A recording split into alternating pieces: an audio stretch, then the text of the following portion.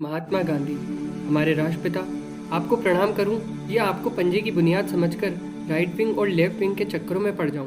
Note पर आपकी photo है तो क्या आपको पूजूं मैं, या मैं इस बात पर लड़ जाऊं कि भगत सिंह को फांसी से न बचा पाने में आप उत्तरदायी हैं, या देश के बंटवारे में आपकी भूमिका कहाँ तक रही है। इन प्रश्नों से कुछ लाभ है?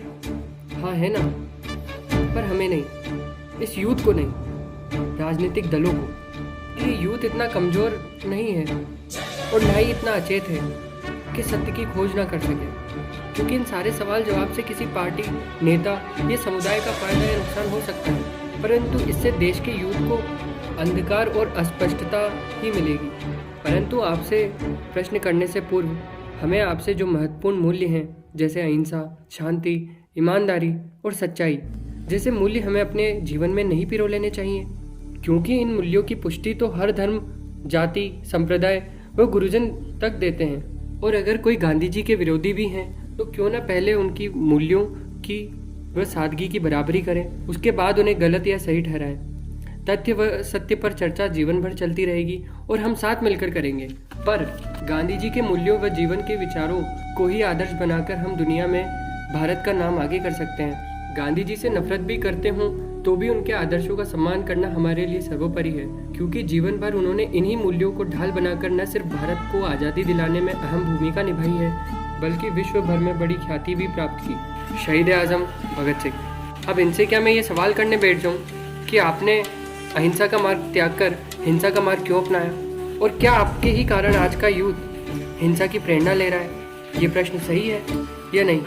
कदापि नहीं, ये प्रश्न बिल्कुल सही नहीं है। किंतु आजकल कुछ अवसरवादी लोग ऐसे प्रश्न पूछकर शहीद आजम साहब और कई क्रांतिवीरों की शहादत की खिल्ली उड़ाने का अवसर नहीं गंवाते हैं और यूथ को बरगलाने का प्रयास करते हैं। इन विषयों पर भी चर्चा हमेशा चलती रहेगी, पर स्वतंत्र मन से न किसी दल, समुदाय या पार्टी के एक तरफा विचारधारा रखकर। पर इन मुद्दों पर चर्चा करने से पूर्व क्या हमें भगत सिंह साहब से, उनसे इतनी कम आयु में देश के प्रति सम्मान, प्रेम और बलिदान की भावना कहाँ से आई, ये सब नहीं सीख लेना चाहिए? या उल्टा हम इन निरर्थक बातों पर लड़ते रहे कि भगत सिंह की तस्वीर नोट पर हो या नहीं हो? क्या वीर भगत सिंह की इतनी छोटी सोच हो सकती थी, या आजकल के कुछ गुटों के नासमझ लोगों की सोच है? बल्कि शहीद आजम तो स्वतंत्र विचारों के धनी थे और चाहते थे कि देश का हर युवा इसी प्रकार स्वतंत्र मन से देश हित के लिए सोचे। बस यही हमें भी करना है। पर जब इस लड़ाई को, आज़ादी की लड़ाई को, दो गुटों में बांट दिया जाता है तो इस बीच में फंस जाती है क्यूरियस यूथ, जो कि ज्ञान प्राप्ति के मार्ग खोजती रहती है और सत्य की खोज में प्रयासरत रहती है। पर वही यूथ जब इनमें से किसी एक ग्रुप में शामिल हो जाती है तो उसे फिर खुले मन से सोचने और स्वतंत्र होकर कार्य करने की अनुमति नहीं रहती, क्योंकि वो एक ऐसी आइडियोलॉजी का शिकार हो जाती है जो दो गुटों में से किसी एक को प्राथमिकता देती है। इस कारण से अधूरे ज्ञान में सिमट कर रह जाती है और परस्पर विवाद की भावना उत्पन्न कर लेती है। बल्कि गांधी और भगत सिंह ने तो दूसरे को नीचा दिखाए बगैर ही करके आज़ादी की इस स्वर्णिम गाथा में अपना नाम अमर करा लिया।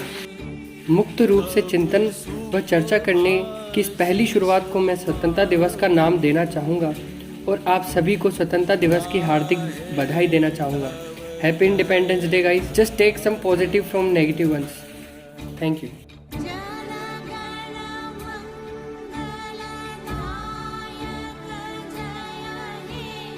भारत भाग्य विधाता जय